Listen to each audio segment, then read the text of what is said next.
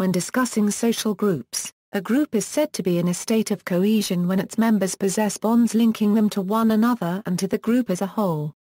Although cohesion is a multifaceted process, it can be broken down into four main components: social relations, task relations, perceived unity, and emotions. Members of strongly cohesive groups are more inclined to participate readily and to stay with the group. Definition: there are different ways to define group cohesion, depending on how researchers conceptualize this concept. However, most researchers define cohesion to be task commitment and interpersonal attraction to the group. Cohesion can be more specifically defined as the tendency for a group to be in unity while working towards a goal or to satisfy the emotional needs of its members. This definition includes important aspects of cohesiveness, including its multidimensionality, dynamic nature, instrumental basis, and emotional dimension. Its multidimensionality refers to how cohesion is based on many factors. Its dynamic nature refers to how it gradually changes over time in its strength and form from the time a group is formed to when a group is disbanded. Its instrumental basis refers to how people cohere for some purpose, whether it be for a task or for social reasons. Its emotional dimension refers to how cohesion is pleasing to its group members. This definition can be generalized to most groups characterized by the group definition discussed above. These groups include sports teams, work groups, military units, fraternity groups, and social groups. However, it is important to note that other researchers claim that cohesion cannot be generalized across many groups. Causes: the bonds that link group members to one another and to their group as a whole are not believed to develop spontaneously. Over the years, social scientists have explained the phenomenon of group cohesiveness in different ways. Some have suggested that cohesiveness among group members develops from a heightened sense of belonging, teamwork, interpersonal and group-level attraction. Attraction, task commitment and group pride are also said to cause group cohesion. Each cause is expanded upon below. Attraction. Festinger and colleagues proposed the theory of group cohesiveness that suggests that cohesiveness can be considered as attractiveness to individuals within the group and attractiveness to the group as a whole. Lott and Lott argue that interpersonal attraction within the group is sufficient to account for group cohesion. In other words, group cohesion exists when its members have mutual positive feelings towards one another. Other theorists believe that attraction to the group as a whole causes group cohesion. This concept of being attracted to the group itself is reminiscent of the social identity theory. According to Hogg, group cohesiveness is based on social attraction, which refers to attraction among members of a salient social group, PA 100. Hogg uses self-categorization theory to explain how group cohesiveness develops from social attraction. The theory states that when looking at others' similarities and differences, individuals mentally categorize themselves and others as part of a group, in-group members, or as not part of a group, out-group members. From this type of categorizing, the stereotypes of their group becomes more prominent in the individual unregistered trademark's mind. This leads the individual to think and behave according to group norms, thus resulting in attraction to the group as a whole. This process is known as depersonalization of self-perception. The social attraction refers to the liking of depersonalized characteristics, the prototype of the group, which is distinct from interpersonal attraction among individuals within the group. It is also important to note that group cohesiveness is more associated with group attraction than with attraction to individual members. Group pride. Many theorists believe that group cohesion results from a deep sense of we-ness, or belonging to a group as a whole. By becoming enthusiastically involved in the efforts of the group and by recognizing the similarities that exist among group members, more cohesion is formed. Furthermore, group pride creates a sense of community that strengthens the bonds of unity that link group members to one another. Task commitment. Other theorists stress that cohesion comes from group members' unregistered trademark commitment to work together to complete their shared tasks and accomplish their collective tasks or goals. Members of task-oriented groups typically exhibit great interdependence and often possess feelings of responsibility for the group unregistered trademark's outcomes. The bonds of unity that develop from members' unregistered trademark concerted effort to achieve their common goals are considered indicative of group cohesion.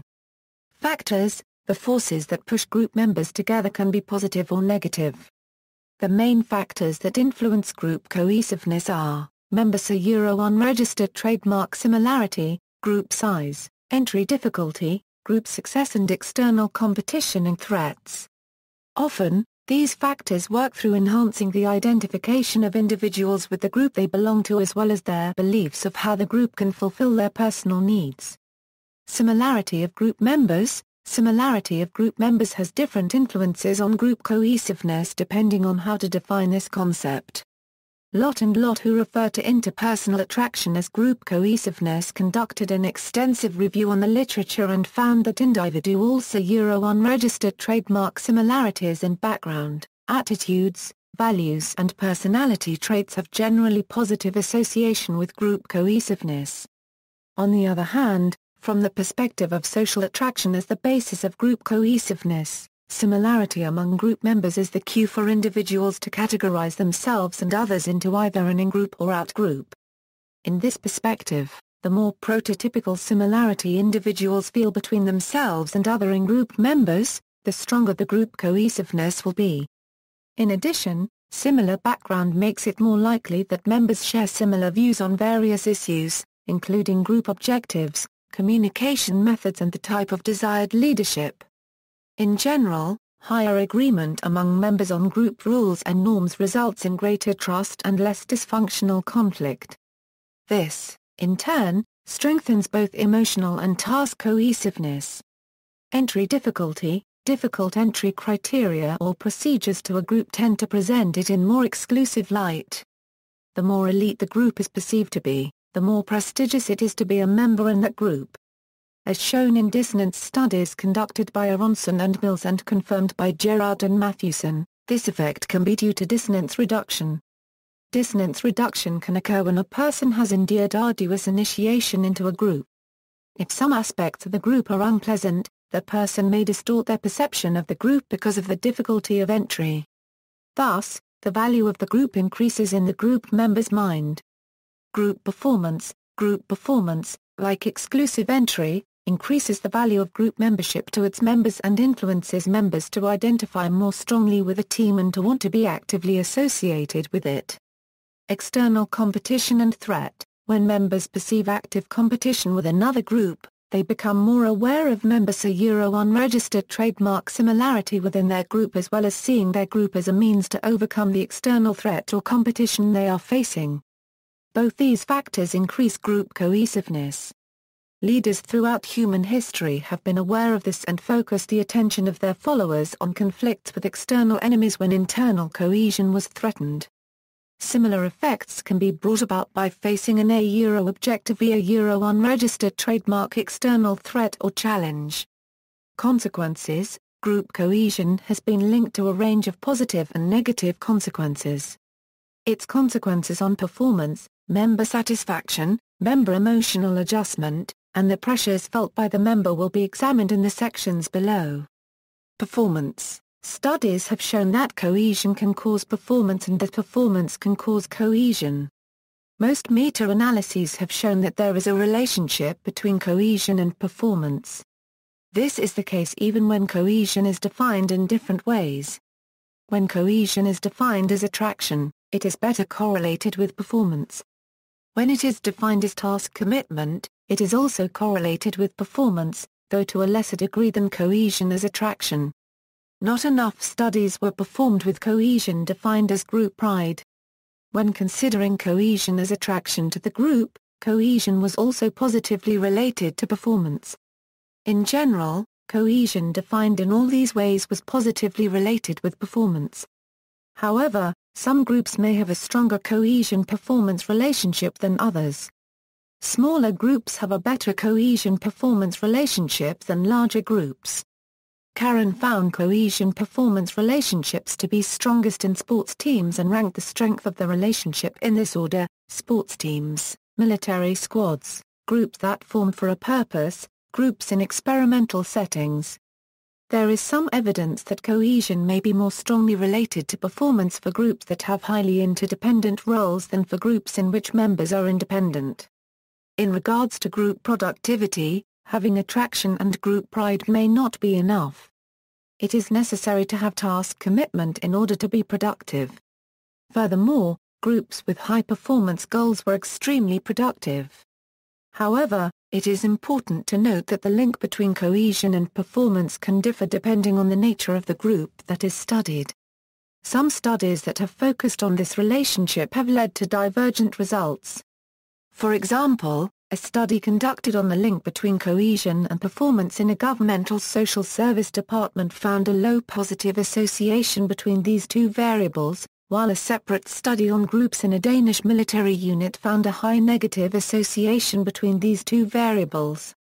Member satisfaction. Studies have shown that people in cohesive groups have reported more satisfaction than members of a non-cohesive group.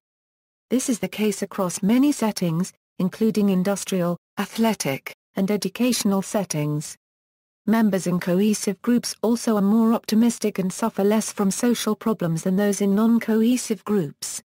One study involved a team of masons and carpenters working on a housing development. For the first 5 months, their supervisor formed the groups they were to work in. These groups changed over the course of 5 months. This was to help the men get to know everyone working on this development project, and naturally, likes and dislikes for the people around them emerged. The experimenter then formed cohesive groups by grouping people who liked each other. It was found that the masons and carpenters were more satisfied when they worked in cohesive groups. As quoted from one of the workers, the work is more interesting when you're unregistered trademark, they got a buddy working with you. You certainly like it a lot better anyway. Emotional adjustment. People in cohesive groups experience better emotional adjustment. In particular, people experience less anxiety and tension. It was also found that people cope better with stress when they belong to a cohesive group. One study showed that cohesion as task commitment can improve group decision-making when the group is under stress than when it is not under stress. The study studied 46 three-person teams, all of whom were faced with the task of selecting the best oil drilling sites based on information given to them. The study manipulated whether or not the teams had high cohesion or low cohesion and how urgent the task was to be done. The study found that teams with low cohesion and high urgency performed worse than teams with high cohesion and high urgency. This indicates that cohesion can improve group decision-making in times of stress. Attachment theory has also asserted that adolescents with behavioral problems do not have close interpersonal relationships or have superficial ones. Many studies have found that an individual without close peer relationships are at a higher risk for emotional adjustment problems currently and later in life. While people may experience better emotional and cohesive groups, they may also face many demands on their emotions, such as those that result from scapegoating and hostility. Conformity pressures. People in cohesive groups have greater pressure to conform than people in non-cohesive groups. The theory of groupthink suggests that the pressures hinder the group from critically thinking about the decisions it is making. Giordano has suggested that this is because people within a group frequently interact with one another and create many opportunities for influence. It is also because a person within a group perceive other members as similar to themselves and are thus more willing to give in to conformity pressures. Another reason is because people value the group and are thus more willing to give in to conformity pressures to maintain or enhance their relationships. Illegal activities have been stemmed from conformity pressures within a group. Haney found that the degree to which a group of friends engaged in illegal activities was a predictor of an individual's unregistered trademark's participation in the illegal activity. This was even after the individual's prior behavior was controlled for and other controls were set in place. Furthermore, those with friends who all engaged in illegal activities were most likely to engage in illegal activities themselves. Another study found that adolescents with no friends did not engage in as many illegal activities as those with at least one friend. Other studies have found similar results. Public policy. social cohesion has become an important theme in British social policy in the period since the disturbances in Britain's northern mill towns in the summer of 2001. In investigating these, academic Ted Cantle drew heavily on the concept of social cohesion, and the new Labour government in turn widely promoted the notion. As the Runnymede Trust noted in their The Year of Cohesion in 2003, if there has been a key word added to the Runnymede lexicon in 2002, it is cohesion. A year from publication of the report of the Commission on the Future of Multi-Ethnic Britain, the Cantle, Denham, Clark, Owsley and Ritchie reports moved cohesion to the forefront of the UK race debate. According to the government-commissioned State of the English Cities thematic reports, there are 5 different dimensions of social cohesion: material conditions, passive relationships, active relationships, inclusion and equality. The report shows that material conditions are fundamental to social cohesion, particularly employment, income, health, education and housing. Relations between and within communities suffer when people lack work and endure hardship, debt, anxiety, low self-esteem, ill health, poor skills and bad living conditions. These basic necessities of life are the foundations of a strong social fabric and important indicators of social progress. The second basic tenet of cohesion is social order, safety and freedom from fear, or passive social relationships. Tolerance and respect for other people, along with peace and security, are hallmarks of a stable and harmonious urban society. The third dimension refers to the positive interactions, exchanges and networks between individuals and communities, or active social relationships. Such contacts and connections are potential resources for places since they offer people and organizations mutual support, information, trust and credit of various kinds. The fourth dimension is about the extent of social inclusion or integration of people into the mainstream institutions of civil society. It also includes people's sense of belonging to a city and the strength of shared experiences, identities and values between those from different backgrounds. Lastly, social equality refers to the level of fairness or disparity in access to opportunities or material circumstances, such as income, health or quality of life, or in future life chances.